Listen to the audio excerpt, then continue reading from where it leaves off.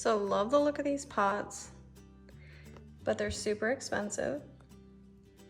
But I do love the white and the terracotta blend, so I'm gonna try something and let's see how it works out. So here's what I'm doing. I got these really cheap terracotta pots at Lowe's.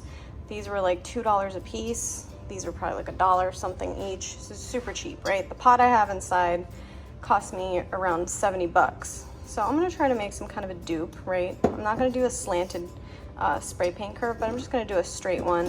I wanna get that white and terracotta blend in there. So I have some painter's tape to line the bottom of the pot. I have some whatever white satin spray paint that I had left over. I was gonna do black, but I decided against that. All right, so I just kind of made a little reference point with a pencil. It doesn't have to be super crazy or fancy or even, but just so that they're all the same level as far as where the terracotta ends and where the white paint stops. So the tops of these are gonna be all white. So from here to here, this is gonna be white spray paint.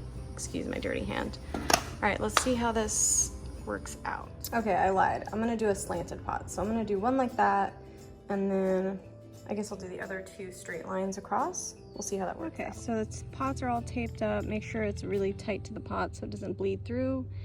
And we're gonna go ahead and get these guys spray painted. Okay, so there we are. Final project, final piece. Looks good, right?